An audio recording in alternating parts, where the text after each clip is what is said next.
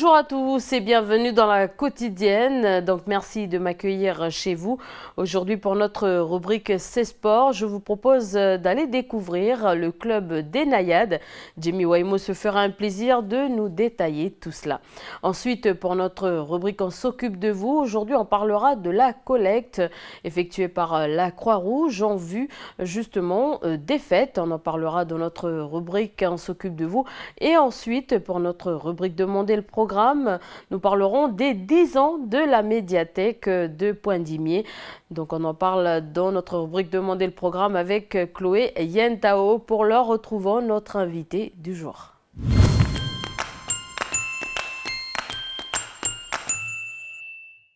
Alors bonjour à tous, aujourd'hui je reçois Alain Petitjean, bonjour. Bonjour. Donc merci d'avoir accepté cette invitation. Donc vous avez été mandaté par le groupe Massif, donc un groupe qu'on va présenter justement à l'instant. Vous êtes là en partenariat donc avec la mutuelle de commerce qui propose de nouveaux contrats, on va dire, de prévoyance. Enfin, on va nous expliquer un peu ce que propose justement la mutuelle de commerce et donc est divers aux nouveaux adhérents. Alors, qu'est-ce que la Massif ? Alors, la Massif est une mutuelle d'assurance, c'est-à-dire une société qui fonctionne sur le même principe que la mutuelle du commerce. Il n'y a pas d'actionnaire à payer. Ce sont les adhérents qui sont les actionnaires et quand il y a des excédents, mais ils reviennent aux adhérents. Ils ne vont pas pour rémunérer d'autres gens. La Massif, c'est un groupe d'assurance qui couvre l'ensemble des produits d'assurance, qui compte pratiquement 5 millions d'adhérents, qui a un chiffre d'affaires de 5,5 milliards d'euros, près de 10 000 salariés, et qui reste le premier assureur en France au niveau automobile. Alors pourquoi ce partenariat avec la mutuelle de commerce en Nouvelle-Calédonie? Pourquoi justement la mutuelle de commerce ne fait pas elle-même son travail, enfin ce travail-là, pardon? Alors, pour la première partie de la question, pourquoi? Vous savez que dans ces partenariats, les premières motivations sont souvent des questions d'hommes. Il se trouve que je connais le président de la mutuelle du commerce depuis 25 ans, que je venais régulièrement travailler avec lui sur le territoire.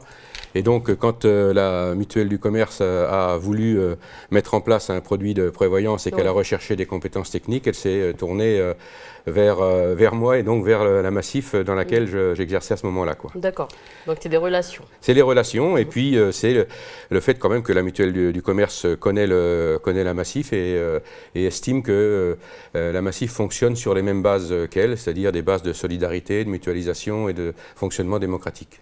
Alors justement, la mutuelle de commerce a déjà proposé ce genre de contrat. Aujourd'hui, elle propose donc des contrats de prévoyance adaptés. Ça veut dire quoi exactement?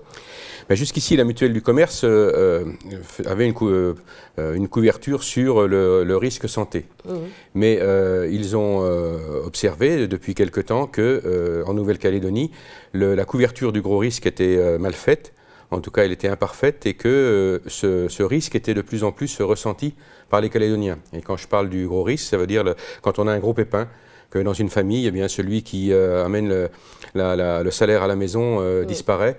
Les familles calédoniennes se trouvent souvent désemparées et qu'il fallait apporter une réponse à ce type de questions, puisqu'une mutuelle a quand même comme premier objectif d'essayer de répondre à toutes les problématiques qu'ont les gens et à répondre à tous leurs soucis pour pouvoir les couvrir. Mais il y a les assurances, les banques, les autres mutuelles, la CAFAT qui propose, on va dire, déjà ça. Qu'est-ce que vous allez apporter de plus, vous, la Massif, en partenariat avec la mutuelle des commerces? Alors, déjà, la couverture qui existe sur le territoire, il y a des couvertures individuelles à travers les assurances, et la CAFAT ne couvre qu'une partie de ce type de risque. Donc il fallait apporter quelque chose de plus et la mutuelle du commerce a voulu apporter un produit simple, peu cher, qui soit abordable par tout le monde et qui soit de nature collective.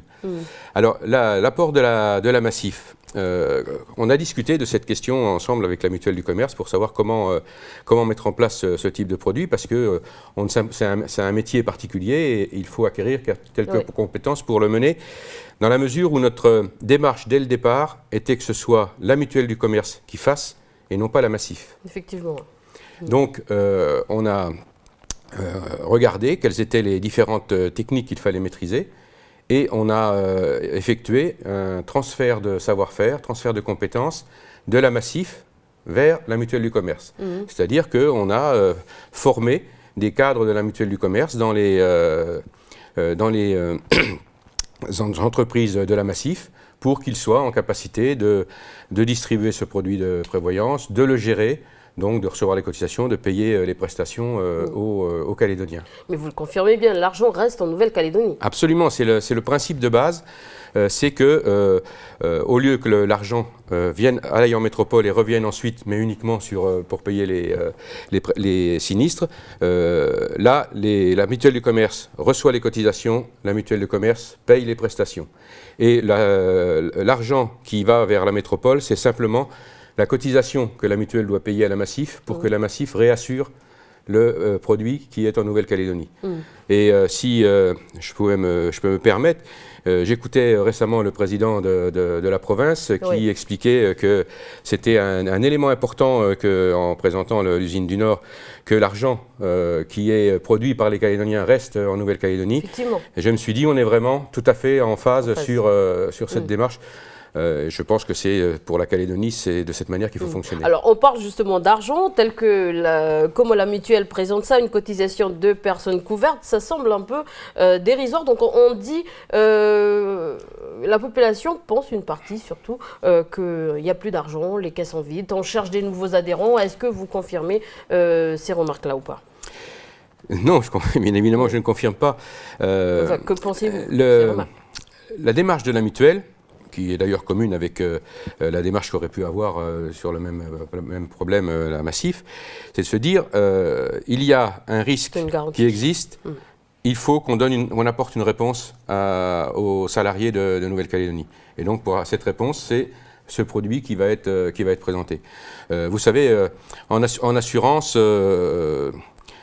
bien évidemment, quand vous faites de la prévoyance, vous avez un risque à long terme.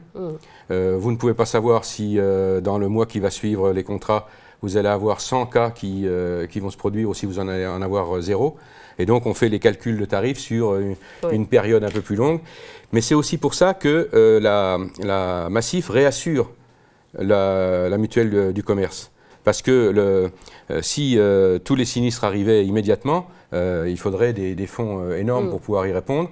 Et donc la réassurance permet de s'adosser à un groupe qui a une surface financière plus importante et qui peut subvenir à cette difficulté. Mais vous êtes d'accord avec moi, les Calédoniens ont un choix multiple en Nouvelle-Calédonie. Donc c'est dur pour les Calédoniens de faire le choix sur quelle assurance, quelle mutuelle choisir. Et donc la mutuelle de commerce, pour vous, c'est celle-là qu'il faut choisir. D'abord, effectivement, il y a aujourd'hui une offre sur ce type de produit, mais qui est plutôt une offre individuelle qu'une offre collective. Donc une offre individuelle ne peut pas avoir non plus les mêmes tarifs qu'une offre collective, où on a une mutualisation beaucoup plus large. Et puis, si les produits qui existent aujourd'hui étaient pertinents, la question ne se serait pas posée, parce que les gens seraient couverts. Or, les gens ne sont pas couverts aujourd'hui. Donc, ça veut dire qu'il y a un manque dans l'offre qui doit être faite. Et puis, je rajoute cette question philosophique de dire l'argent reste sur le territoire et ne va pas en métropole. Alors, si vous avez un message à passer aujourd'hui aux Calédoniens, justement, ça serait quoi pour terminer cet entretien? Mais ça serait de regarder dans leurs entreprises, les partenaires sociaux, syndicaux et employeurs, si cette couverture existe dans l'entreprise, de regarder la proposition que fait la mutuelle du commerce et d'essayer de conclure un accord pour que les Calédoniens puissent être couverts en matière de prévoyance de gros risques. Est-ce que ce partenariat va être pérenne dans le temps? Quelle sera la suite? Est-ce qu'il y aura d'autres projets? On va déjà faire celui-ci. Je ne sais pas si ça peut être pertinent sur d'autres projets. En tout cas, celui-là nous paraissait. Ce qui est sûr, c'est que la Massif n'a pas l'intention de venir s'implanter en Nouvelle-Calédonie. Donc, on regardera à chaque fois ce que la mutuelle souhaite, qu'est-ce qu'on peut lui apporter ou pas. Et puis, on décidera au coup par coup. Voilà. Alain Petitjean, merci d'avoir accepté cette invitation. Merci. Allez, on passe tout de suite à l'agenda du pays.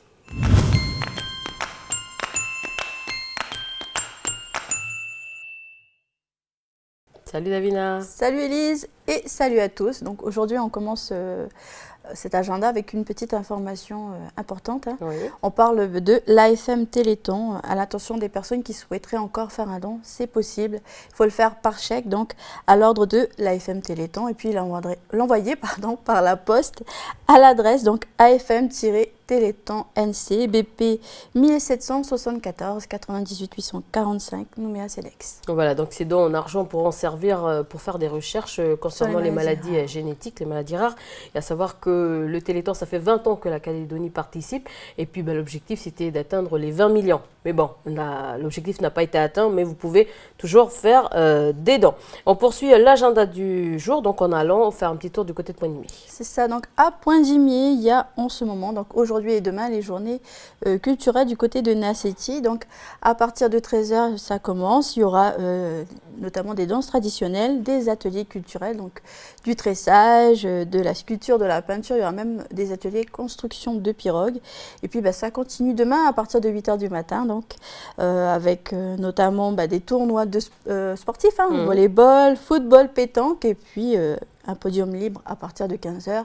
Et le soir, ça se finit par un petit concert. Donc voilà, avis à ceux qui sont du côté de Pointe-Dimier. Voilà, donc pour ceux qui sont du côté de Pointe-Dimier, n'hésitez pas à aller faire un tour. Ensuite, on va à l'extrême nord, à Koumak. On va à Koumak, c'est ça. Donc là-bas, j'ai plusieurs infos à vous donner. Ça commence avec l'événement familial et convivial organisé donc le vendredi 19 décembre. Ça se passera à la Bouvrie chez Nadège et Ghislain.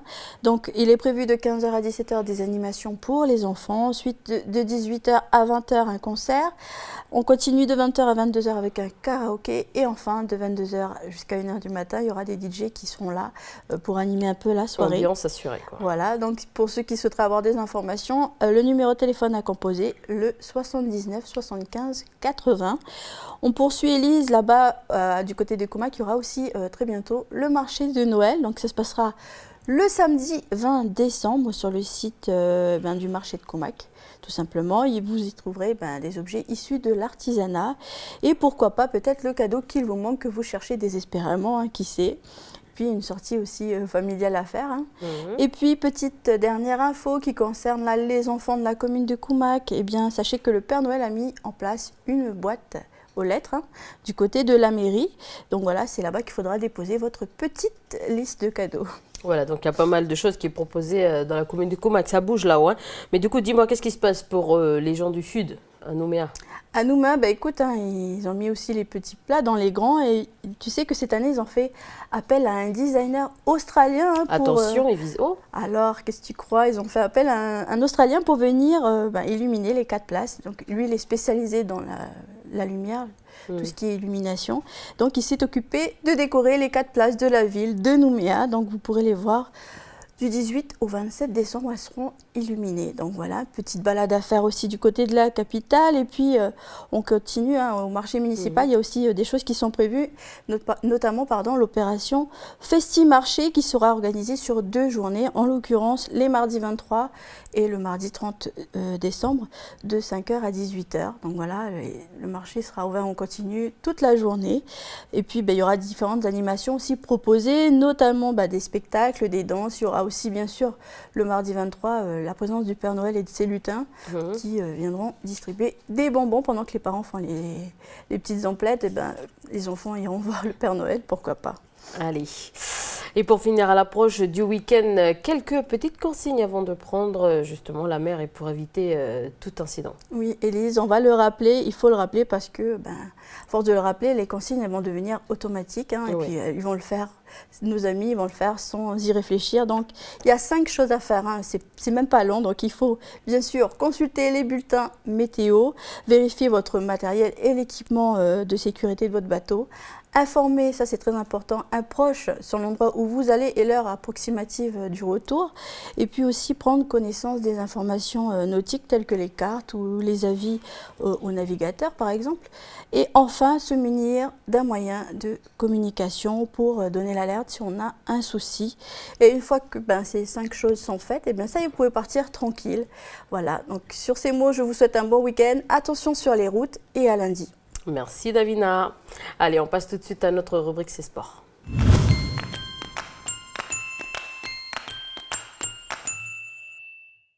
Bonjour Jamie, donc les clubs des Naïades a présenté le 27 novembre dernier sa soirée de gala, donc un gala de fin d'année. On en parle dans C'est Sport aujourd'hui. Voilà, c'est ça. Bonjour Élise et bonjour à tous. Donc le gala de fin d'année, donc 2 soirées ont été proposées. L'une à la piscine de Koutio et l'autre à la piscine du Wentoro. Donc pas de compétition, que du plaisir. Objectif montrer aux parents et aux Calédoniens, donc au public, tout le travail qui a été accompli tout au long de l'année par nos nageuses qui sont actuellement les seules représentantes de la natation synchronisée ici en Nouvelle-Calédonie. Ce club, cette association, je parle bien sûr des Naïades, existe depuis une dizaine d'années maintenant et c'est ce club qui fait le bonheur de tous les passionnés de la discipline ici en Nouvelle-Calédonie. Alors c'est actuellement le seul club de natation synchronisé du pays. Voilà Élise, j'ai envie de dire que c'était le seul club puisqu'un autre club s'est créé. C'était le seul club jusqu'en septembre dernier. Un nouveau club s'est créé sur Koutio par une nageuse des Naïades qui s'appelle Charlotte Priou, qui a été médaillée d'or au dernier championnat de Nouvelle-Zélande. Charlotte que l'on retrouvera tout à l'heure dans le reportage. Donc un club de Koutio composé essentiellement de jeunes nageuses encore en apprentissage et en formation qui pourrait faire le bonheur des nageuses du club des Naïades car la mise en place de l'équipe de Koutio donnerait droit à la naissance à un bon petit championnat aux grandes dames des supporters du pays, de la natation synchronisée. Et du coup, il n'y a pas de championnat ici? Voilà, aucun championnat. C'est en Australie et en Nouvelle-Zélande que nos nageuses se rendent donc, pour affronter d'autres équipes. Elles s'entraînent 2 fois par semaine, donc de la rigueur qui a porté ses fruits puisque durant leur dernière participation, elles sont revenues avec quelques médailles de la Nouvelle-Zélande en l'occurrence. Donc une médaille d'argent et une en or malgré l'absence de championnat ici en Nouvelle-Calédonie. La natation synchronisée se développe tranquillement, tant bien que mal. Donc là, la saison s'est achevée avec le gala. Et comme à chaque fin de saison, les Naïades ont présenté leur petit gala de fin d'année. Donc des gestes qui peuvent paraître immuables, donc les mêmes pour ceux qui se rendent tous les ans. Mais vous verrez que c'est une fausse impression parce que même pour une soirée à connotation festive, la justesse est de rigueur. Je vous propose tout de suite, Élise, de regarder un petit reportage. C'était durant l'entraînement à J-1 de la soirée de gala, toujours à la piscine du Wentoro. C'est tout de suite.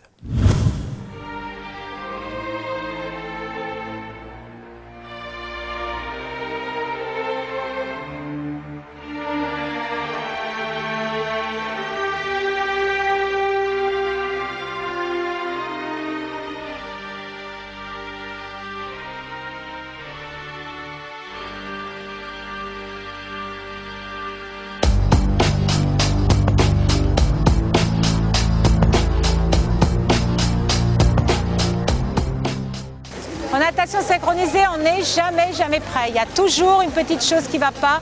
Il y en a toujours une qui se désynchronise. Il y a toujours un petit porté qui ne va pas aussi bien que d'habitude. Donc ouais, on est prêt, mais on sait que tout peut arriver demain.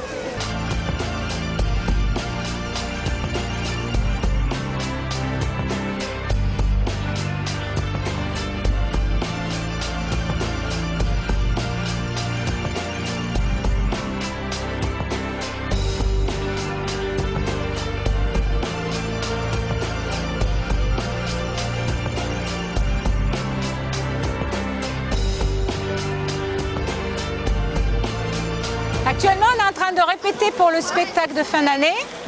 Donc là, c'est un duo qui est en train de passer. Duo qui a fait les championnats de Nouvelle-Zélande. Donc là, on est en train de s'entraîner, dernière petite touche finale pour le spectacle de fin d'année qui va avoir lieu demain au Wentoro. Et donc, chacun reprend ses petites marques et on repasse tous les balais 1 fois, 2 fois, 3 fois, jusqu'à que ce soit bien. Je pense qu'il y a le stress qui monte chez les filles. Nous, ça va être demain surtout.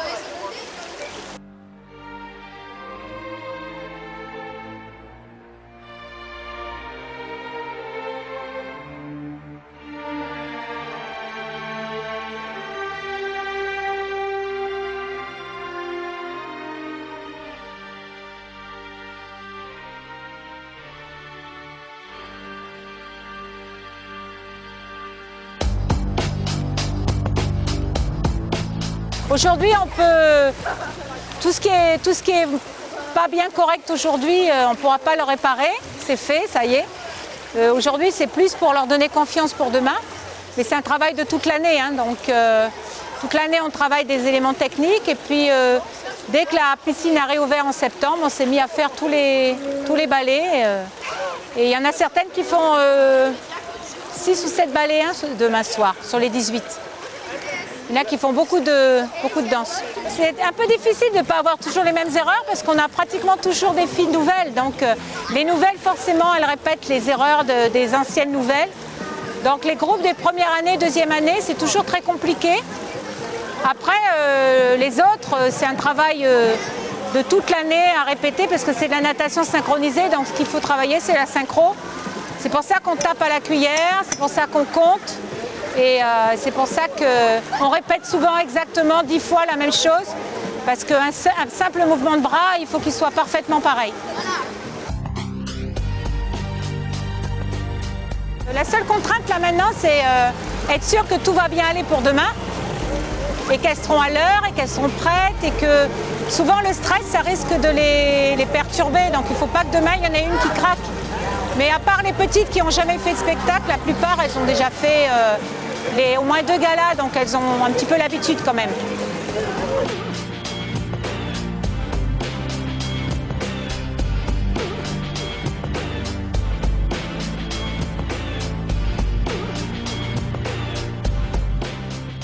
Le message qu'on leur passe là maintenant aujourd'hui, c'est de donner le meilleur d'elles-mêmes demain. Normalement, elles vont être encore mieux demain qu'elles sont aujourd'hui parce qu'elles ont le public et qu'elles vont avoir envie de faire mieux.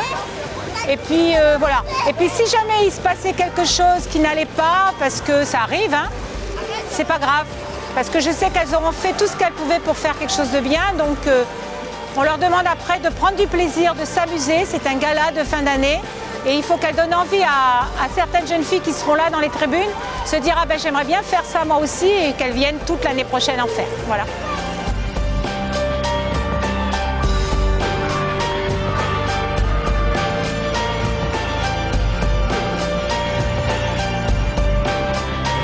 Alors, elles s'entraînent toute l'année pour le gala. Quel est le quotidien de ces nageuses? Alors, malgré l'absence d'adversaires, le club met en place de nombreuses activités comme des stages de perfectionnement, des programmes d'évaluation, mais il participe aussi à des spectacles, donc des manifestations sportives et plusieurs démonstrations aussi à l'étranger, de façon à garder l'esprit compétition. Le club est à la recherche constante d'évolution, ce qui est un peu normal. Je dirais que les Naïades, c'est l'exemple à suivre. Les nageuses et l'encadrement, c'est-à-dire tout le staff qui encadre, qui est derrière, donc qui assure les entraînements, démontre qu'en étant sans adversaire ici en Nouvelle-Calédonie, on peut dire que ce n'est pas une fatalité. Au contraire, ça ouvre d'autres perspectives d'évolution. Et là, en l'occurrence, les Naïades, ce sont les voyages, donc ces déplacements à l'étranger qui leur permettent de pouvoir s'enrichir, de pouvoir voir comment les grandes nations de la natation de synchroniser travail. Et puis voilà, après derrière, c'est tout le travail qu'ils doivent accomplir. Puis c'est pour montrer que sans club, on n'a pas besoin de... il y a possibilité de faire quelque chose. Et ce qui est bien, c'est que cela permet justement de faire des échanges et l'échange, c'est synonyme d'évolution. Exactement, et ça profite aussi aux Calédoniens de pouvoir voir un gala chaque année qui est tout de même de qualité. Ce n'est pas difficile pour un seul club de pouvoir garder toujours ce stress et puis cette adrénaline que procure une compétition.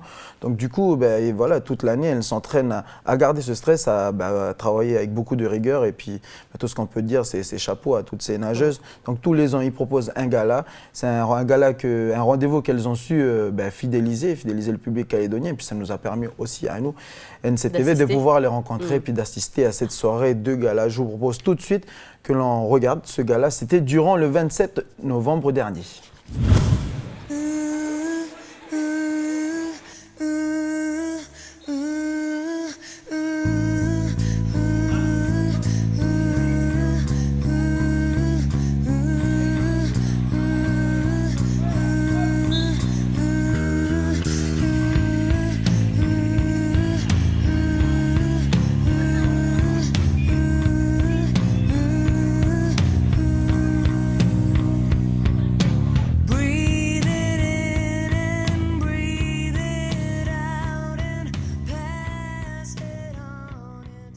Donc moi j'ai commencé en fait en Guadeloupe, donc je faisais des petites compétitions en Guadeloupe. Après je suis partie en France et là j'ai eu la chance de faire une fois dans ma vie les championnats de France en équipe avec mon club d'Antibes.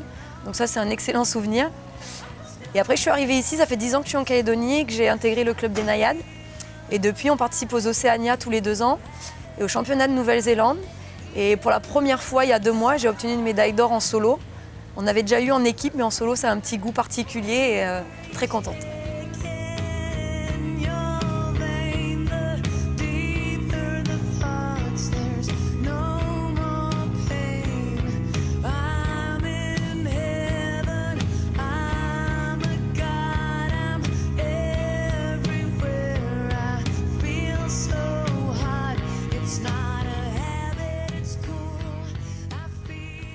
Cette discipline, ça m'a attirée. En fait, moi, je sors de la gym et ça m'a attirée parce que c'était un mélange de gym, de danse et le tout dans l'eau. Donc au début, j'y suis allée un peu pour découvrir et finalement, j'ai bien aimé et ça fait 20 ans que j'y suis et je continue maintenant en dehors des bassins.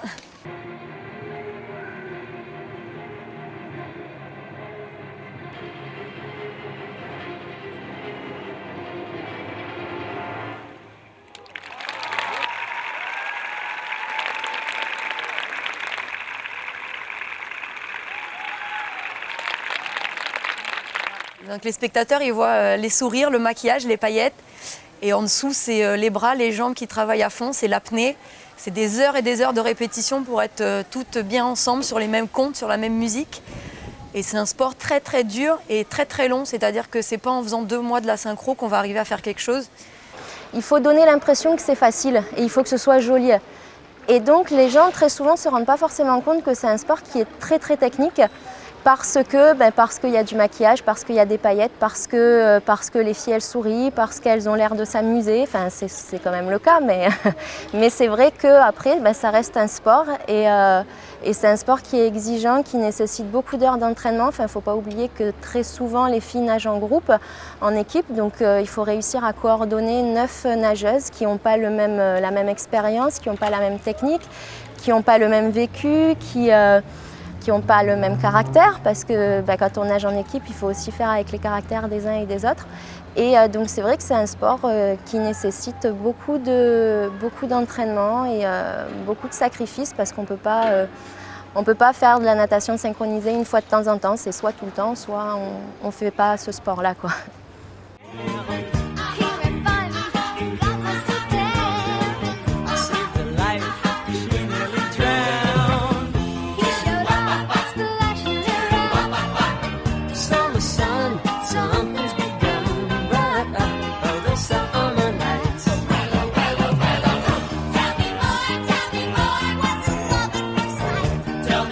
C'est très bien de venir de la natation. Il faut savoir nager avant de faire de la synchro. C'est bien d'avoir de la souplesse qui est déjà acquise. Et après, c'est de l'endurance et de la tonicité, du gainage, tout ça, ça se travaille en plus, quoi.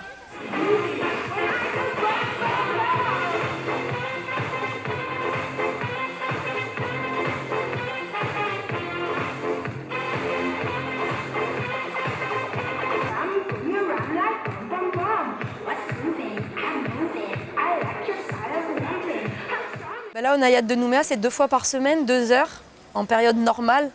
Après, on va dire que quand on a des compétitions ou des objectifs comme le spectacle de fin d'année, on rajoute les dimanches et on est obligé de rajouter quelques heures dès qu'on peut, quoi. Constituer une troupe parce qu'elles ont la synchromania, comme on dit.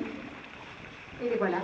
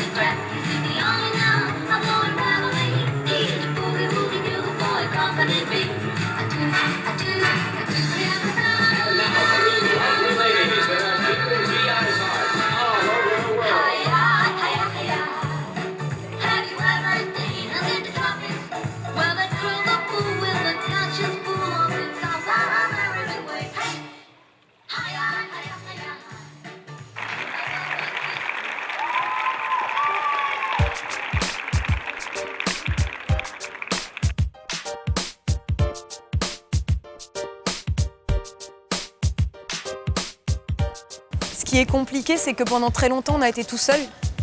Donc dès qu'on voulait se mesurer aux autres, il fallait partir. On partait en Nouvelle-Zélande et en Australie principalement,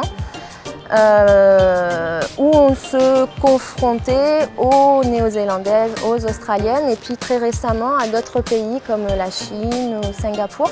C'est-à-dire qu'il y a des années où on a été beaucoup du même âge, du même niveau. Et après, il y a des années où on nage à 9 en étant des petites, des moyennes, des grandes. Donc c'est compliqué de se mesurer, mais on a fait de temps en temps des très très bons résultats. Mais on n'est jamais à la traîne, quoi. Et on participait également aux Océanias qui sont organisées régulièrement. Et partir, ça coûte cher. La synchro, on part difficilement toute seule. Donc c'est une équipe, c'est des coachs, et du coup ça coûte cher et ça prend du temps. Et c'est pas toujours évident de faire comprendre ça aux autres sports d'eau. Donc on rencontre ce genre de problème. Ouais.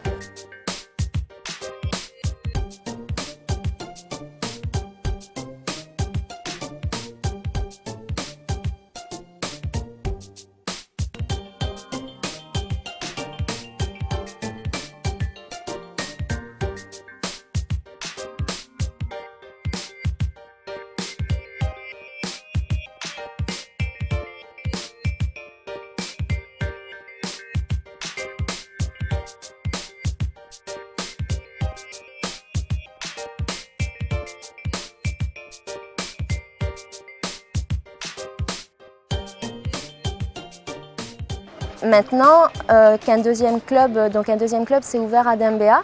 Donc pour le moment, les filles sont encore toutes petites, toutes jeunettes, elles apprennent à nager, mais on a espoir de pouvoir un jour confronter les deux clubs et puis organiser un championnat pourquoi pas sur le territoire. Bon, ça ne se fera pas tout de suite, mais on y croit.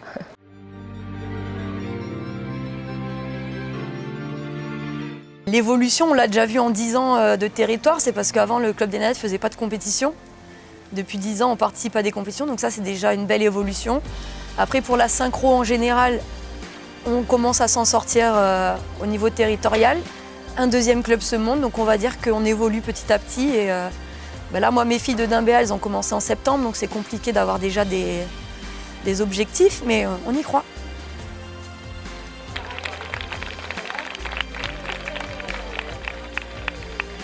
Voilà, donc on espère que ce reportage va susciter la création justement de clubs et surtout susciter les filles de la province Nord ou la province des îles. Bon, il manque peut-être des structures. À Pointe-Nimée, il y a déjà une piscine. On espère que des clubs vont se créer d'ici là. Mais après, il faut faire comme, c'est ce qu'a fait, comment elle s'appelle, Charlotte, celle qu'on a vue dans le reportage. Et elle a créé un club, une section de nageuses, de natation synchronisée sur Koutiou. Après, si ce club-là arrive à se monter, arrive à se former dans les plus brefs délais, peut-être que l'année prochaine, on aura droit à un petit championnat. Oui, un championnat surtout. Un championnat de natation synchronisé. Mais c'est vrai que les Naïades, ce qu'elles font depuis 10 ans maintenant, c'est quelque chose d'assez remarquable, puisque elles auraient pu se décourager, les filles, elles auraient pu se décourager, se dire mais comment s'entraîner pour avoir aucune compétition. Il n'y a pas d'évolution. D'accord avec moi, voilà. Et puis le fait de s'entraîner comme ça, on va dire, pour du beurre toute la semaine, pour qu'il n'y ait aucune compétition, le week-end, aucun match, aucun tournoi. Je veux dire, c'est pas amusant de s'entraîner pour un gala toute l'année. Alors que là, si en fin d'année, si l'année prochaine, on a le club de Koutiou qui peut se monter très vite, peut-être qu'après, on aura droit à un championnat provincial sud et pourquoi pas après un championnat territorial avec la création dans le nord d'une équipe de natation synchronisée. Mais en tout cas, j'espère que. C'est de bon au cœur. On espère que J'espère qu'on a pu bien mettre en lumière le travail des Naïades, des nageuses de natation en natation synchronisée pour que j'espère qu'on a éveillé d'autres filles qui décident de se lancer, d'autres structures en province Nord qui décident de lancer cette discipline, mais véritablement pour qu'il y ait un championnat digne de ce nom. Parce que là, elles sont obligées de partir en Nouvelle-Zélande, en Australie. Tu me diras aussi que c'est tant mieux pour elles. Dire le fait qu'il n'y ait pas d'équipe ici, mais après il faut voir aussi le petit côté, c'est lourd au niveau investissement, au niveau financier, de se déplacer régulièrement comme ça en Australie, en Nouvelle-Zélande. Donc, moi, mon souhait, c'est qu'il y ait d'autres équipes qui se montent en province Nord et pourquoi pas en province des îles. Voilà, Surtout que ce n'est pas l'eau qui nous manque ici. Ah bah oui, hein. Voilà, à vous les filles de jouer maintenant. Merci Jamie. Merci Elise et puis merci à tous. Bon week-end. Allez, on retrouve notre amie Anna pour notre rubrique On s'occupe de vous.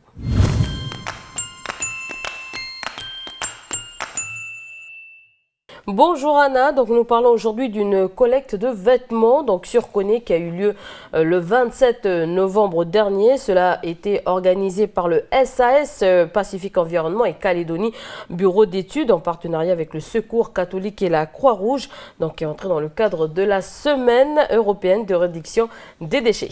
Bonjour Élise et bonjour à tous. Donc tu as très bien présenté le reportage.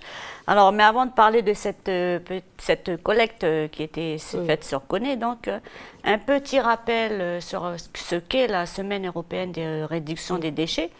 Alors, l'objectif de cette semaine, c'est de sensibiliser tout un chacun à la nécessité de réduire justement la quantité de déchets qui sont produits et puis de donner des clés aussi pour agir au quotidien, aussi bien à la maison, au bureau, à l'école, en faisant ses achats et même en bricolant.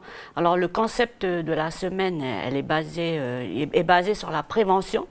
D'abord, prévention des déchets, c'est-à-dire avant que ce dernier ne soit produit. Parce que justement, le meilleur des déchets, c'est celui que l'on ne produit pas, justement. Bien sûr. Donc c'est une semaine qui a eu lieu, on va dire, dans plusieurs pays. Oui, Élise, puisque c'était organisé quand même dans plus de 23 pays. Et il y avait près de 12 000 actions qui ont été quand même organisées. D'accord. Alors la semaine, elle s'adresse aussi bien aux administrations qu'aux collectivités, aux associations, aux scolaires, au grand public, enfin bref. Tout le monde peut agir. D'accord. Alors, comment cela s'est passé, justement, la collecte du côté de Koné? Alors, sur Koné, c'était visé les habitants du village. Alors, ils étaient invités à trier leurs vêtements, leurs placards, tout ce qu'ils n'utilisaient pas, en fait.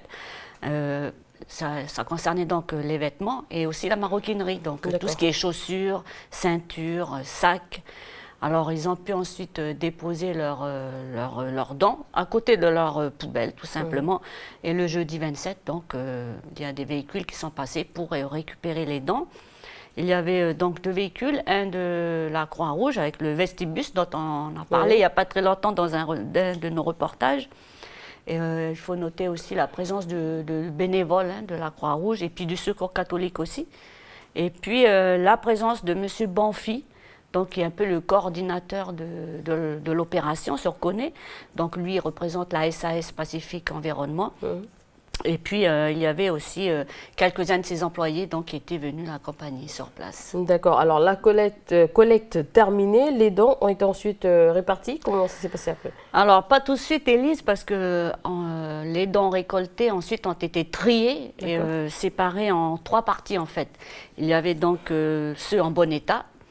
Il y avait donc ceux qui pouvaient être utilisés comme chiffon uniquement, donc c'était plutôt tout ce qui était en coton, et ensuite ceux qui étaient inutilisables. Alors ensuite, les dons en bon état ont été répartis entre la Croix-Rouge et le Secours catholique. Alors est-ce que cette collecte était adressée aux seuls habitants du village de Koné? Non, ça ne concernait pas que les habitants du village de Koné, puisque c'est des tribus aussi pouvaient emmener leurs dons directement au bureau de la SAS Pacifique Environnement et puis ceux des villages voisins aussi, puisque Koné est entouré de Pointe-Bout qui n'est pas très loin, Vaud aussi, donc la zone BKP en fait était invitée à participer à cette collecte. Voilà, donc une façon de participer à l'opération de réduction des déchets tout en faisant une bonne action, c'est-à-dire vider ses placards, on va dire des choses inutilisées, mais qui pourront bénéficier bien sûr à d'autres personnes.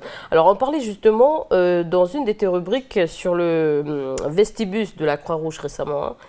Oui, donc qui est rentré dans le même cadre. Le Vestibus, oui, à peu près, c'est le même type de choses. On recycle un peu, entre guillemets, les vêtements inutilisés par certains qui peuvent être utilisés par d'autres. Donc, concernant ceux qui ne sont pas réutilisables parce que pas en très bon état. Je disais tout à l'heure, par exemple, ceux en coton. Donc on les recycle, on leur donne une deuxième vie en quelque sorte puisqu'ils sont transformés en chiffons. Donc les chiffons au quotidien, on en a toujours besoin, que ce soit à la cuisine, enfin même en faisant de la mécanique ou du bricolage ou un peu partout, même pour le ménage, on a toujours besoin d'avoir un chiffon sous la main.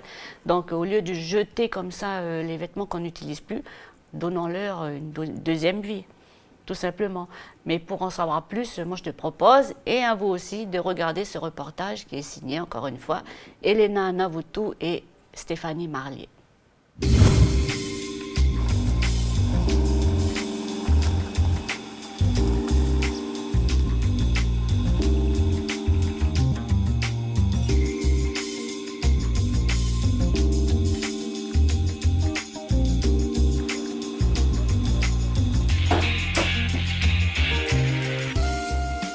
La société dans sa forme actuelle existe depuis mars 2012, mais elle a découlé d'un groupement d'intérêt économique qui lui existe depuis 2009 et qui a été créé pour fédérer l'ensemble des acteurs de la zone VKP. C'est vrai que quand on parle de valorisation de déchets, on pense souvent au recyclage, mais une des manières de valoriser nos déchets, c'est également la réutilisation des produits plutôt que de les enfouir au dépotoir. Donc nous, ça a été notre angle d'approche. Comment est-ce qu'on peut diminuer les déchets qu'on enfouit au dépotoir?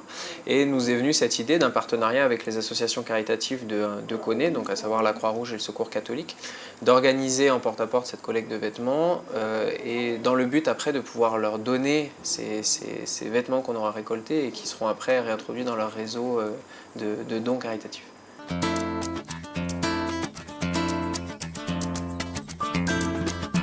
Donc à 5h45 ce matin, on a fait un briefing de lancement. On a regroupé 2 de nos agents polyvalents et 2 bénévoles de la Croix-Rouge, ainsi que 2 véhicules. Donc il y a un de nos véhicules, un véhicule de notre flotte et le Vestibus, donc le minibus de la Croix-Rouge, qui vont suivre chacun un des circuits de collecte de la commune de Koné. Donc, puisque la commune de Koné est divisée en 2 circuits de collecte. Donc ils vont suivre l'ensemble de circuits pour vraiment couvrir toutes les rues et toutes les maisons et collecter chacun des pochons qui vont se trouver sur le trottoir avec l'autocollant de l'événement. Je suis bénévole depuis 1 an maintenant, depuis l'ouverture de la Croix-Rouge sur Koné. J'avais envie d'être bénévole pour la Croix-Rouge parce que je ne connaissais pas du tout et j'avais plus de temps à donner. C'est une très bonne initiative. Ça permet que les vêtements ils aient une deuxième vie par rapport à la Croix-Rouge et au Secours catholique. C'est parallèle à la route. Là, on sort juste derrière vos quartiers.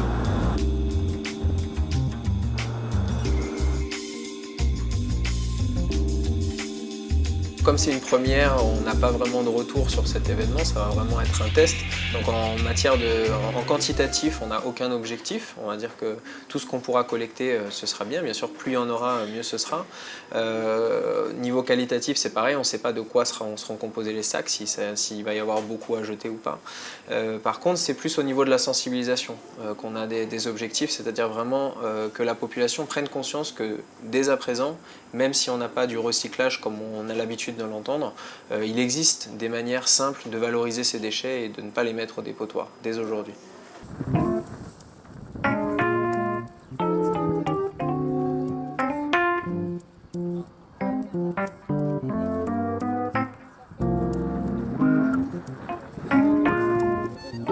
Nous avons aujourd'hui 1 an d'existence, enfin un peu plus d'1 an d'existence. Eh bien, je me suis retrouvée disponible de par mon départ à la retraite et j'avais envie de rester en contact avec les gens et de pouvoir les aider et partager avec eux.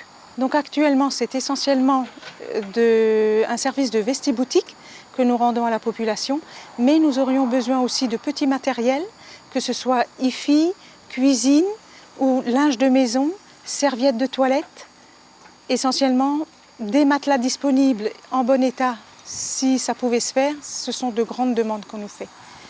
Alors nous avons pris contact avec les communes de la province Nord, la mairie, pour nous présenter au maire, présenter l'action de l'antenne Croix-Rouge de Koné. Et nous avons déjà effectué quelques déplacements en commune, comme à Yengen, à Calagomen, à Touo et à Poya.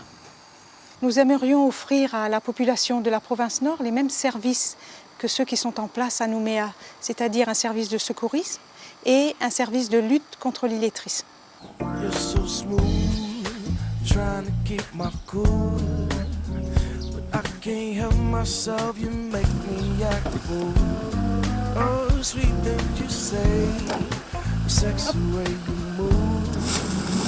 J'ai vu passer du ministre, j'ai rappelé le local, quoi. Ok, bah, merci beaucoup. Bonne journée. Bonne journée.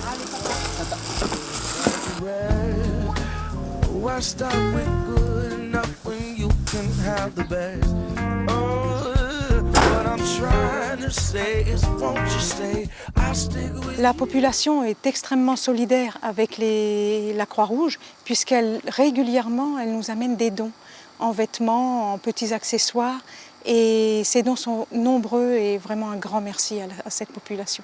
Car nous avons des dons de Koné, Vaux-Point-Bout, mais aussi de l'extrême nord, parfois de la côte est avec les gens de passage et même des personnes qui passent de la province sud de Bourail qui, en se promenant, viennent nous faire des dons. Nous fonctionnons uniquement avec des bénévoles.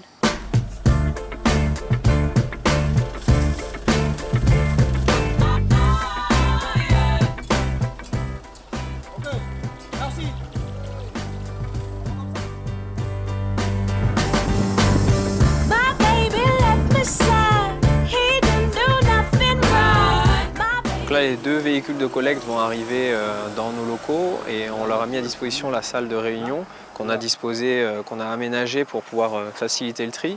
Il y a une demi-douzaine de bénévoles des associations à qui on a donné rendez-vous en début d'après-midi pour venir nous aider à trier ces vêtements en 3 catégories. Donc, c'est-à-dire qu'on va vider tous les pochons, on va regarder ce qui est dedans, tout ce qui est propre, sans trou et réutilisable, on les met d'un côté. Tout ce qui va être en coton qui ne pourra pas être utilisé parce qu'il est troué ou sale, on va les mettre dans un deuxième contenant qui lui sera découpé, enfin ils seront découpés, ils serviront de chiffon ensuite qu'on va distribuer à nos partenaires ou que nous on va utiliser pour la mécanique de nos véhicules. Et une dernière partie des déchets dont on ne peut rien faire, des vêtements dont on ne peut plus rien faire, qui sont vraiment en trop mauvais état ou qu'on ne peut pas utiliser comme chiffon, qui eux seront des déchets et du coup qu'on ne pourra pas utiliser. Nous on a beaucoup de choses pour bébé, je trouve. Beaucoup de sacs de bébé et puis quelques... et les plus petits.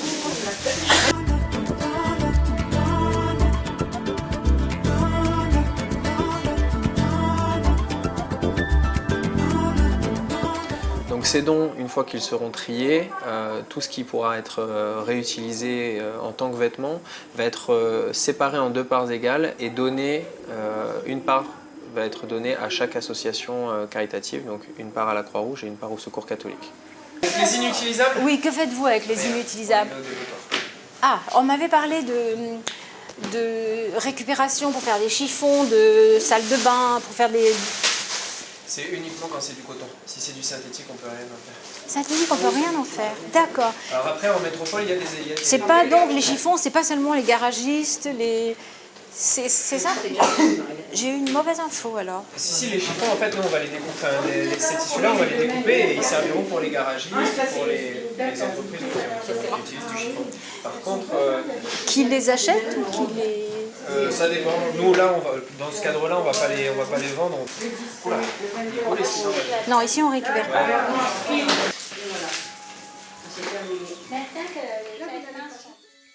Donc là, on va débriefer la semaine prochaine avec les associations pour avoir leur retour d'expérience, etc. et pour voir qu'est-ce qu'il faudra améliorer pour l'année prochaine. Mais à chaud, on a un bilan assez positif parce que c'est vrai qu'on n'a pas collecté une grosse quantité de sacs. Peut-être qu'il y a des efforts à faire sur la communication, que les gens ont vu l'information mais n'ont pas eu le déclic de faire ce tri. Par contre, en quantité on doit encore affiner les chiffres, mais on a plus qu'un mètre cube, on a collecté plus qu'un mètre cube, dont 85% sont des vêtements réutilisables qui ont pu être donnés aux associations. Donc c'est de toute façon positif et on espère qu'on pourra reproduire l'opération l'année prochaine et que ce sera un plus grand succès. Voilà, donc c'est une belle initiative donc à saluer et à encourager. Alors pour les personnes qui souhaitent faire un tri dans leur placard et faire justement de bonnes actions pour les personnes en précarité, donc est-ce que tu peux nous donner des adresses ou des numéros de téléphone?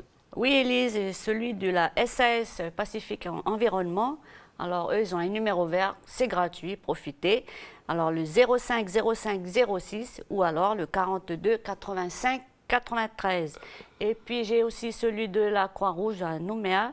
Alors, eux, vous pouvez les joindre au 27 23 40 ou alors au 27 84 21.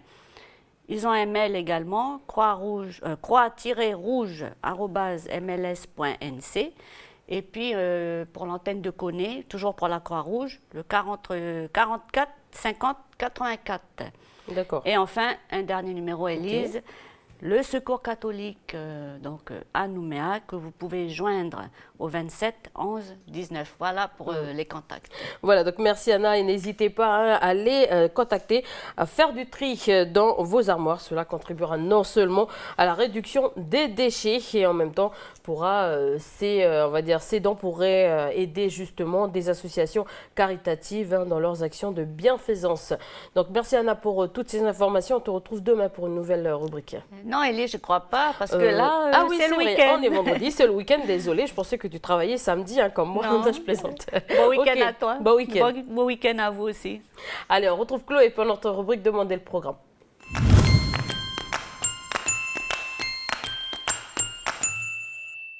Salut Chloé. Salut Lise et salut à tous. Alors aujourd'hui, nous revenons sur un événement qui a été célébré à Poindimié il y a 2 semaines déjà. Je parle de l'anniversaire de la Médiathèque du Nord. Oui, bon anniversaire donc à la Médiathèque du Nord. Ça fait combien de temps alors d'existence maintenant? Alors le 28 novembre dernier, la Médiathèque du Nord fêtait ses 10 ans. Et donc c'est la première médiathèque du Nord. Elle avait été inaugurée donc le 11 mars 2004 en présence de la ministre de l'Outre-mer, Madame Brigitte Girardin, avec la présence aussi de Monsieur Paul Niaoutine, président de la province Nord, de Madame Dewe Gorodé, vice-présidente du gouvernement et des représentants des collectivités du pays. Alors pourquoi avoir choisi Poindimié pour implanter justement cette première médiathèque du Nord? Alors la création de la médiathèque avec sa localisation à Poindimié obéit donc à la volonté de créer un équipement de proximité qui donc a la vocation de rayonner sur toute la province Nord. Et donc on a choisi Poindimié par rapport à sa position centrale sur la côte Est. Donc c'est le centre administratif et commercial, par rapport aussi à son importance démographique, sanitaire et scolaire, et puis sa proximité de la transversale à Koné-Tiwaka, où elle se trouve donc à 10 km de Tiwaka, ce qui favorise aussi les échanges avec la côte ouest. Alors donc quel but elle a été créée? Donc la médiathèque du Nord s'inscrit donc dans une volonté politique de la part de la province Nord et de la Nouvelle-Calédonie, à travers donc son établissement public, la bibliothèque Bernheim, de travailler donc au développement de la lecture publique de façon équilibrée, en offrant donc à la population du Nord, en offrant donc un service de qualité et des collections de documents diversifiés qui sont comparables donc aux services offerts donc à Nouméa. Donc une convention cadre qui est revue donc tous les 3 ans régit ce partenariat, et la province Nord prend à sa charge donc les investissements et confie donc la gestion et le fonctionnement à la bibliothèque Bernheim. Donc la médiathèque bénéficie des services commun de la bibliothèque Bernheim. Vous pouvez donc effectuer des recherches documentaires, vous pouvez vous faire guider donc pour faciliter vos recherches, vous pouvez consulter et emprunter donc des documents qui sont mis à votre disposition en accès libre, travailler sur place, pratiquer l'informatique, naviguer donc sur Internet, écouter sur place donc un CD et même visionner des films. Alors, quelles sont les missions de cette médiathèque? Donc, la médiathèque offre un service de lecture publique qui permet donc de rapprocher la lecture des populations, y compris les plus éloignées, en s'appuyant donc sur les bibliothèques municipales pour organiser donc le prêt en tribu et y encourager la création de points lecture, en développant donc une politique d'action culturelle et d'animation autour du livre et également des supports d'information et de loisirs. Donc c'est un outil de culture, de loisirs, d'information pluridisciplinaire et accessible à tous surtout. Donc la médiathèque du Nord est un élément important du rééquilibrage, comme on le disait tout à l'heure, dans les domaines stratégiques de la lecture et de l'accès à tous à l'information, notamment en direction des jeunes. Alors tu parlais justement des populations éloignées. Quels sont les moyens mis en place pour que les tribus reculées puissent accéder accéder, on va dire, de la même manière aux services offerts par la médiathèque. On a déjà fait un reportage justement sur le bibliobus dans Job Éducation. Tout à fait. Donc pour permettre justement à une population éloignée d'avoir donc les mêmes services, les mêmes documents disponibles à la médiathèque, eh bien ils peuvent profiter donc des animations aussi qui sont proposées par un service de desserte, donc par des bibliobus, comme tu viens de le dire, qui est donc mis en place. Ce service donc se définit comme une continuité de la médiathèque, donc dans des régions où les gens ne peuvent pas forcément accéder à Poindimié pour diverses raisons. Donc l'équipe emmène divers supports documentaires, donc des livres, des disques et des DVD, mais aussi, comme je disais, des animations, donc ça correspond à des projections de films, des contes traditionnels ou bien des activités manuelles. Donc il y a déjà des animations régulières qui sont mises en place hors médiathèque. Il y a par exemple le bébé lecteur en PMI. Alors PMI, c'est la protection maternelle et infantile. Donc ça se passe dans les dispensaires de Touhaut, de Poindimié et de Poney-Riouin. Il y a également un dépôt de livres et une lecture d'albums de contes dans les écoles de Poum, de Wégua, de Yingen, de Touhaut, de Poindimié, de Poney-Riouin, de Wailou et de Kwawa. Il y a également des envois de livres qui sont faits à Bélep, 5 tournées dans l'année, donc juste après chaque vacances scolaires. Et puis le bibliobus se déplace donc à la tribu de Tchamba et au marché du village de Yingen une fois par mois. Donc le bibliobus offre les mêmes modalités de prêt qu'à la médiathèque, avec un fonds de 1500 documents. Et puis il y a aussi des dépôts de livres et animations dans les points lecture. Alors en termes d'infrastructure, de quel espace dispose justement la médiathèque du Nord? Alors la médiathèque du Nord dispose donc d'une surface de 1000 mètres carrés. Donc l'espace est divisé en 4 parties. Il y a donc 100 mètres carrés qui correspondent à la salle d'animation. Il y a également 600 mètres carrés pour la salle de lecture pour le public, qui comprend donc les espaces jeunesse, adultes, cyberbase, revue et CD. Et puis, il y a également 300 mètres carrés de salle interne qui comprend donc l'espace de travail des agents. Il faut savoir que le personnel de la médiathèque du Nord est composé donc de 9 agents de la bibliothèque Bernheim. Il y a également un agent mis à la disposition par la direction de la culture province Nord et d'un agent municipal de Poindimié. Et puis cet espace est aussi réservé au dépôt des livres destinés donc à la desserte des écoles, bibliothèques, associations et puis les points lecture en tribu. Et puis il y a aussi 60 mètres carrés qui correspondent au garage où sont interposés donc 2 bibliobus avec 3 autres véhicules utilitaires pour les besoins de service et particulièrement la desserte de la province Nord. Et voilà maintenant 10 ans que cette belle médiathèque existe, Chloé. Oui, tout à fait. Alors c'était donc le 28 novembre dernier que l'on célébrait ces 10 ans. Alors au programme de cette journée festive, il y avait donc des discours, des animations, des ateliers. Il y avait aussi une remise des prix des différents concours qui avaient été organisés par la médiathèque depuis le début de l'année, et puis donc des spectacles de chant, de danse, de musique, bref, la culture, la vie, quoi. Okay. Donc Mathieu Le Barbier était sur place pour filmer donc l'événement. Je vous propose qu'on regarde tout de suite ce reportage signé Mathieu Le Barbier.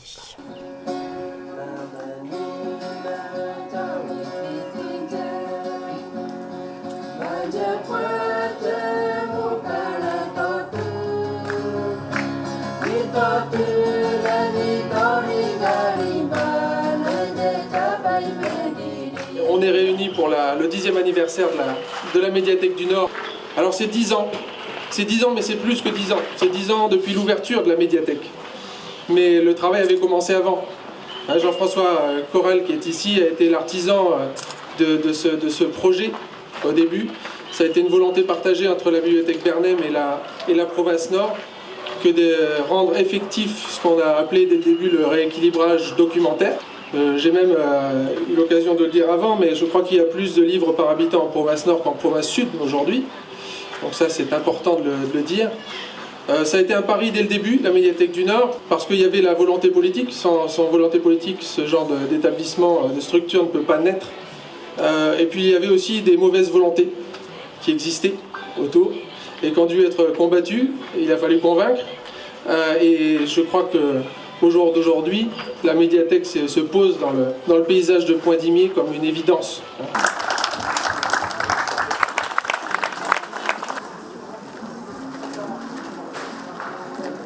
Il y a eu du chemin parcouru, il s'est traduit aussi par le changement de notre public. Moi, je le vois sur la médiathèque du Nord, qui est ici à Poindimié. Et au fil des ans, on a vu le public se mettre métamorphosé. Il y a de plus en plus de jeunes Kanaks qui n'hésitent pas à venir ici.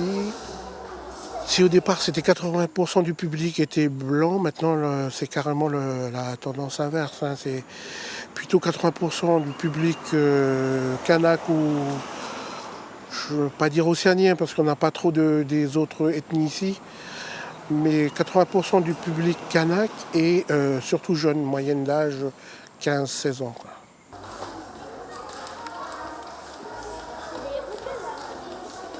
La médiathèque a repris bien sa mission dans le sens où elle participe à l'éveil des enfants et contribue aussi au travail de l'école pour les enfants.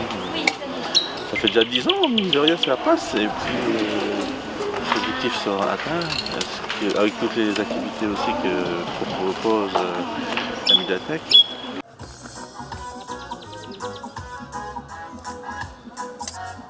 La médiathèque, à un moment donné, a répondu à une attente de la population de la province Nord. Et oui, nous nous battons pour être toujours là, pour faire savoir à tout le monde que nous existons. Moi, ce que je vois, en tout cas, la médiathèque, la médiathèque du Nord, ça fait penser un petit peu à la médiathèque comme à Rivière-Salée, comme ça. Il y a des endroits où il y a beaucoup de gosses qui passent, il y a beaucoup de monde, les gens sont bien mélangés. On voit qu'à la lecture, ça réintéresse les gens. Il y a des concours qui sont faits sur les œuvres qui sortent, les œuvres littéraires, les gens participent. Donc du coup, ça crée une vraie vie en fait, et une vraie émulsion quoi, autour de ce que peut être la création et puis, les livres. Quoi. C'est un lieu de réseau pour les conteurs, mais aussi pour les peintres, pour les photographes. C'est pas limité à la lecture et au conte. C'est ça, c'est vraiment très ouvert, très riche. Et l'équipe fait toujours le maximum pour avoir des idées, pour attirer le public. On n'apporte pas la culture, mais on apporte aux gens de quoi satisfaire leurs besoins.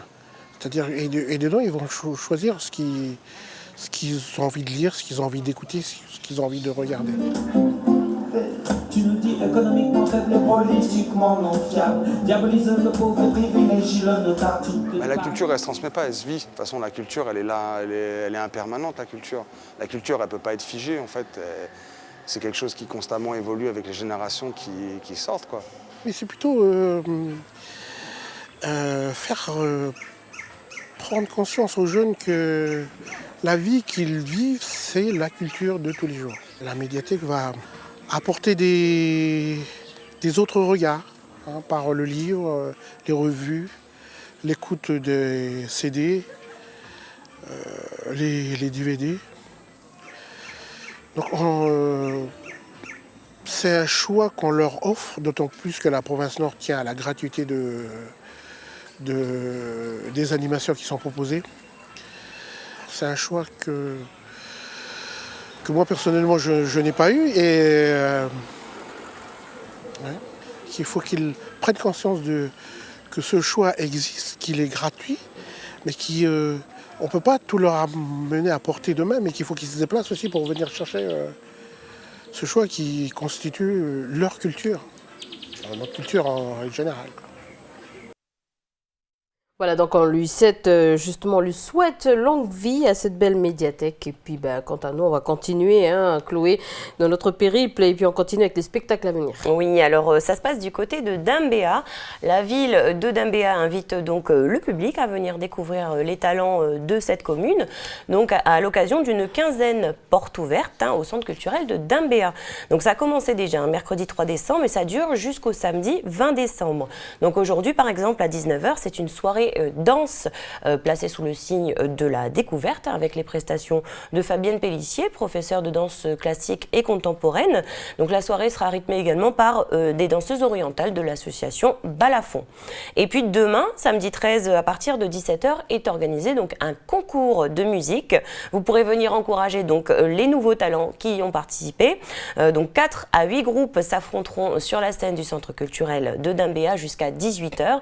Et puis à 19h, retrouver donc la chanteuse Sarah Luna, invitée d'honneur de cette soirée musicale. Et puis donc, voilà, n'hésitez pas à vous renseigner auprès du Centre culturel de Dambéa. Il y aura encore d'autres soirées, des soirées danse, des expos, également de la musique encore avec toujours le concours de musique, et puis d'autres invités d'honneur comme Machello ou encore Wi-Fi Connection qui seront présents donc pour le samedi suivant, le samedi 20 décembre. Donc l'entrée est libre et gratuite et ça dure jusqu'au 20 décembre. Voilà pour la semaine à venir et on continue avec du théâtre à Nouméa.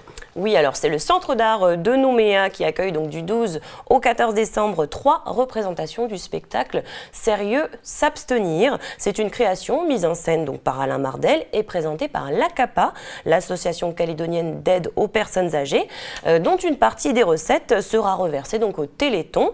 Donc dans leur nouveau spectacle, les membres de l'ACAPA vont camper en fait des personnages inattendus dans des situations plutôt surréalistes. C'est ce qu'on appelle du théâtre solidaire, car en fait, comme je le disais, une partie des recettes sera reversée donc au Téléthon, et puis l'autre partie sera consacrée donc aux activités de loisirs des personnes âgées de l'association. Donc il y a une représentation aujourd'hui même, vendredi 12 à 20h, et puis ce week-end, samedi 13 et dimanche 14 à 18h, et donc ça se passe au Centre d'art de Nouméa. Voilà, donc une belle initiative, et on part maintenant du côté de La Foi. Et oui, on revient à la musique avec la petite troupe de La Foi qui présentera donc son spectacle de fin d'année le mercredi 17 décembre à partir de 18h. Ça se passe au Centre socio-culturel de La Foi. Et donc ce sont les élèves de Laurine, professeur de musique à La Foi. Ces élèves donc sont âgés de 4 à plus de 60 ans. D'accord. Voilà. C'est la différence. Exactement. Donc ils chantent, ils jouent de la guitare, des percus, de la batterie, de la basse. Et puis donc l'entrée est gratuite avec restauration sur place, assurée par l'association Elle agit en musique. Et on reste dans la musique pour un petit rappel du côté du Vieux Tour. Oui, Élise, alors le festival Est Mela Music se déroule aujourd'hui même sur le site de Vieux Tour en partenariat donc avec le comité coopératif Côte-Est. Donc l'ouverture du concert se fera par les groupes locaux. Il y aura Lévi de Puebo, Paladjé de Touo, Kayagong de Poneriwen et Karachian de Wailou. Et puis il y a également des groupes invités du Pacifique avec Anslom de Papouasie-Nouvelle-Guinée, Laïssa Voulakoro de Fidji, Nayo du Vanuatu, Wantox et Small Jam des îles Salomon.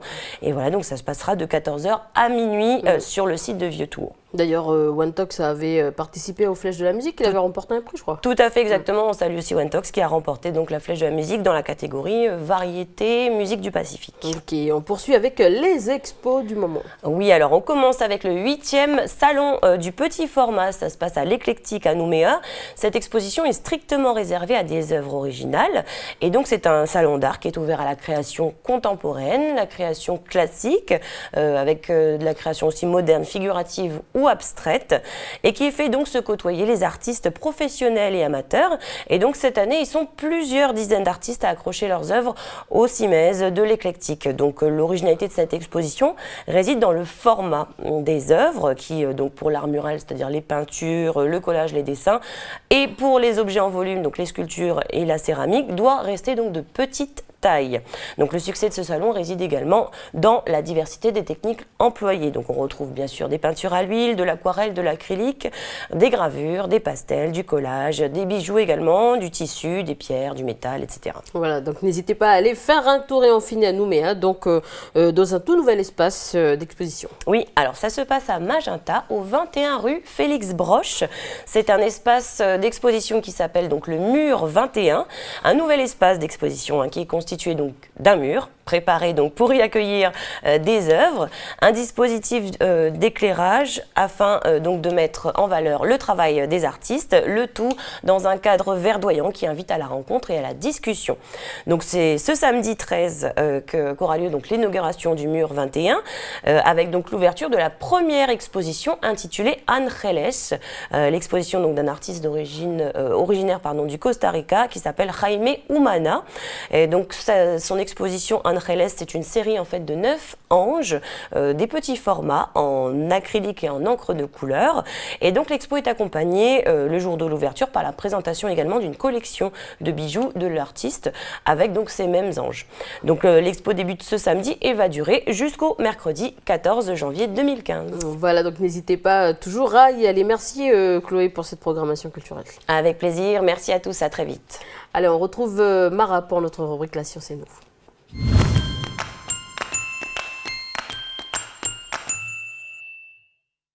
Salut Mara. Salut Élise, bonjour à tous. Les récifs coralliens, c'est 0,2% seulement de la surface totale de la mer, mais ça rassemble 25% de la richesse totale des océans. Plus de 4000 espèces de poissons, 800 de coraux et tous les invertébrés que vous pouvez imaginer. C'est aussi les nurseries des poissons qu'on pêchera plus tard au large. Bref, en valeur économique, même sans parler des considérations environnementales, en Calédonie par exemple, ça représente près de 100 millions d'euros contre 600 millions pour le secteur minier, pour que vous ayez une idée de ce que ça représente. Oui, et puis chez nous, enfin pour nous, c'est une grande richesse que l'on a dans notre lagon, le fameux corail, et puis surtout à préserver. Ils sont en danger, et puis avec le changement climatique, eh ben voilà quoi, ça craint. Oui, en fait on le savait, qu'ils étaient menacés par l'augmentation de température des eaux de surface. Mais aujourd'hui, eh bien, ils sont aussi confrontés à un autre phénomène, c'est l'acidification des océans. C'est vraiment l'alerte, les coraux sont en train de dépérir. En tout cas, c'est ce que les scientifiques nous disent depuis plusieurs années. Et pour cause, ça fait 30 ans que les récifs coralliens ne cessent de se dégrader. Alors localement, avec toutes les traces d'activité humaine qui sont, on le sait, destructrices, mais aussi partout sur la planète, sous l'effet des modifications environnementales liées au changement climatique. Alors justement, où est-ce qu'on en est aujourd'hui et comment faire pour connaître justement l'état des récifs?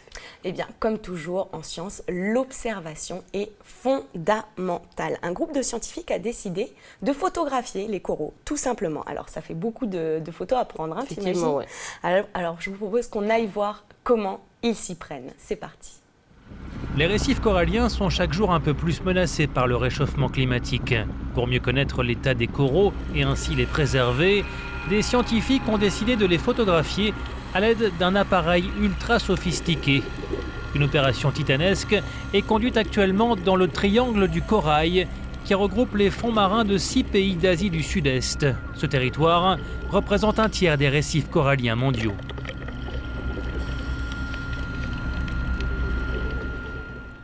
Grâce à cet appareil photo autopropulsé, on peut prendre beaucoup plus d'images qu'on va pouvoir analyser plus rapidement grâce à un système automatisé. C'est important car aujourd'hui, la science n'analyse pas suffisamment la surface des récifs coralliens pour comprendre ce qu'il s'y passe vraiment. Contrôlé par un plongeur, l'appareil prend une photo toutes les 3 secondes et avance à une vitesse constante de 4 km/h. Cette cartographie des fonds marins, déjà disponible en partie sur Google sous la forme d'un Street View, donne aux scientifiques un aperçu réel de l'état de santé des coraux. Et il y a urgence.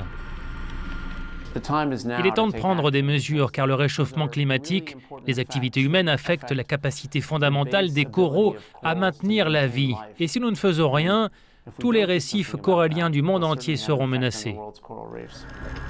Si rien n'est fait, les récifs coralliens pourraient disparaître dans 100 ans, craignent les scientifiques. Un tel scénario aurait de graves conséquences environnementales et économiques qui affecteraient des millions d'individus.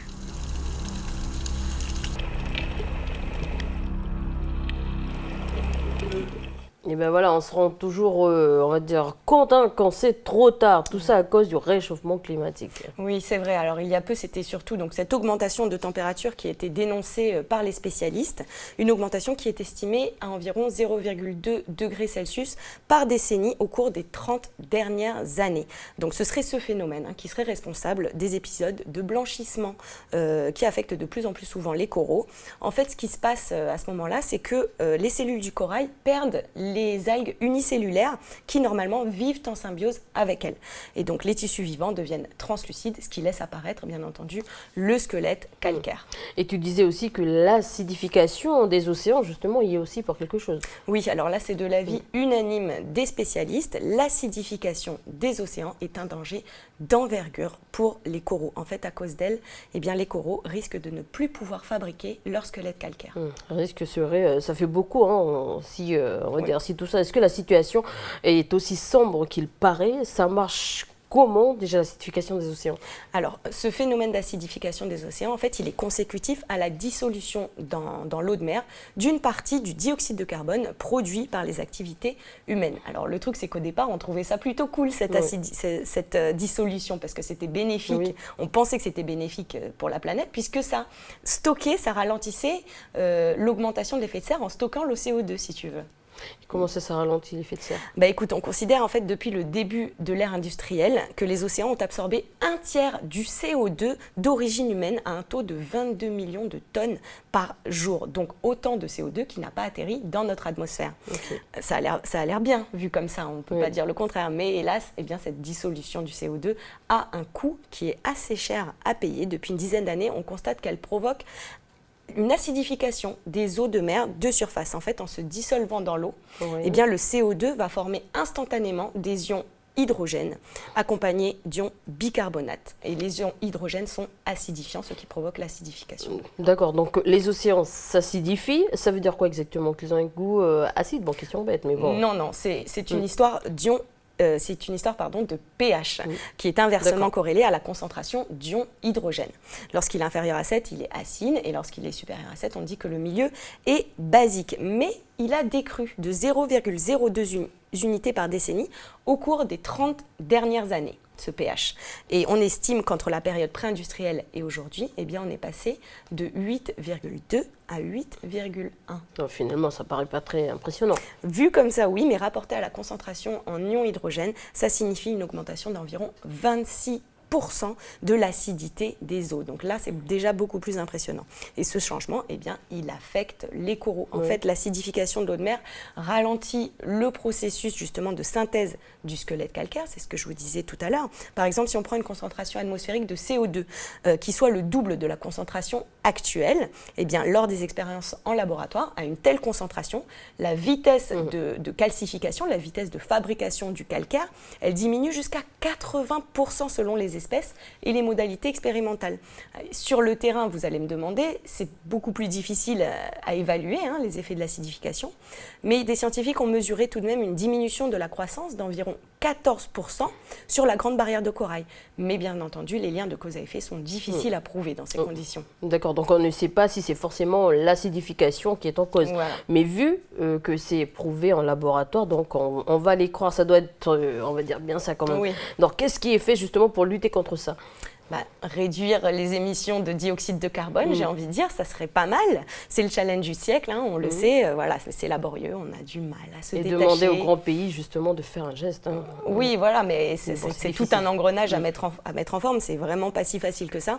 Et puis voilà, on a du mal à se détacher de nos habitudes polluantes qu'on a prises depuis quelques années. En attendant, il y a des scientifiques, heureusement, qui proposent leurs petites idées, comme cette jeune femme que vous allez voir tout de suite, qui a monté un projet pour réduire l'acidité de l'eau autour du corail. Allez, on regarde son idée. Les récifs coralliens ne sont pas seulement magnifiques, ils sont également vitaux pour les écosystèmes marins et les communautés côtières qu'ils protègent des vagues et des tempêtes. Mais ces organismes fragiles sont aujourd'hui menacés par l'acidification grandissante des océans causée par les émissions de CO2. Ce danger qui pèse sur les récifs a incité Nell Bennett, une diplômée du Royal College of Art de Londres, à concevoir un produit qui serait capable de réduire l'acidité de l'eau autour du corail. Les océans deviennent de plus en plus acides. Chaque squelette de corail qui est exposé est dissous par l'acidité croissante. C'est un peu comme pour les dents. Si on boit quelque chose de sucré ou d'acide, cela va attaquer les parties exposées des dents. Et c'est ce qui se passe avec les coraux. Du coup, ils deviennent très vulnérables, ils s'effritent, puis ils meurent. Voici la solution innovante proposée par Nell Bennett. Un corail artificiel fabriqué à partir de matériaux alcalins riches en minéraux, comprenant du carbonate de calcium et du carbonate de sodium. Placé sur un récif corallien, le corail artificiel va se dissoudre lentement, permettant ainsi de réduire le niveau d'acidité de l'eau. Nell Bennett estime qu'il faudrait tester le produit pendant au moins 1 an en mer pour évaluer son efficacité. C'est tout simplement une matière qui se dissout dans l'eau. Il n'y a pas de grande technologie ou quoi que ce soit à apprendre aux communautés locales qui souhaiteraient l'utiliser. Selon les chercheurs, l'acidité des océans aurait augmenté de 26% par rapport à la période pré-industrielle. Si les émissions de CO2 ne baissent pas, beaucoup craignent que les récifs coralliens soient amenés à terme à disparaître. Voilà, et ben j'espère qu'on pourra renverser la balance. Donc on a besoin, parce qu'on a besoin de ces récifs. Déjà, ils font le bonheur des surfeurs, on va dire, calédoniens. Et puis, je veux dire, ces récifs nous protègent quand même des tsunamis. Bien sûr, oui, on en parlait au début de la chronique. Ce serait bien sûr une catastrophe planétaire si les récifs venaient un jour à disparaître. Ils sont constitués de milliers d'espèces animales et végétales.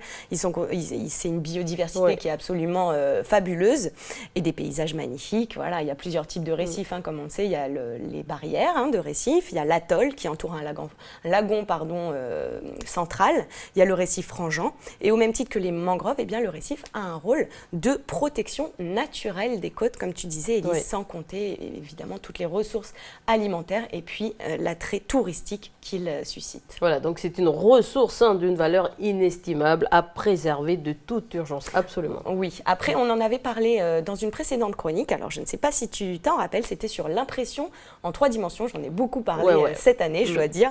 Il y a un inventeur qui avait pensé à une solution pour pallier à la disparition des récifs, au moins pour redonner des habitats à la population qui y vit. Est-ce que tu t'en rappelles? Effectivement, je me rappelle donc de l'impression 3D, mais bon, j'aurais besoin d'un petit rappel quand même. Oui, alors c'est je te pardonne, c'est bon. C'est un inventeur qui avait réussi à imprimer, je dis bien imprimer, des récifs en 3 dimensions. Allez, on se repasse ce petit reportage.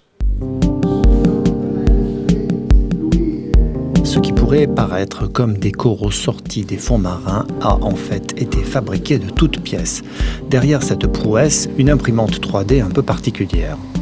Elle a été conçue par un ingénieur italien qui utilise du sable pour recréer des formes que seule la nature est capable de créer dans sa complexité. Nous avons vu un récif artificiel dont la forme a des caractéristiques particulières, avec une géométrie particulière, très complexe, impossible à fabriquer sans la technologie. Et ces caractéristiques ont été conçues pour améliorer de façon écologique le repeuplement des poissons et aussi pour préserver l'érosion côtière.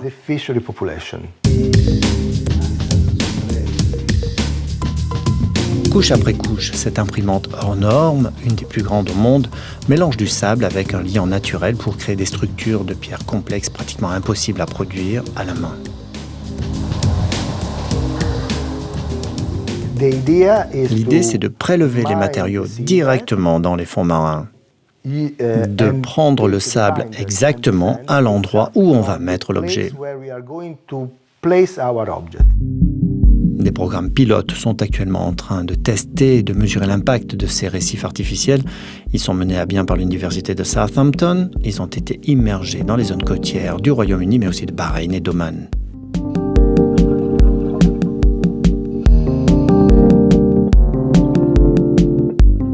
L'impression 3D est une approche pragmatique de la complexité, donc il est facile de faire des choses complexes et je pense que pour les personnes qui veulent reproduire la nature, c'est une énorme aubaine. C'est un tout nouvel outil qu'elles n'avaient jamais eu.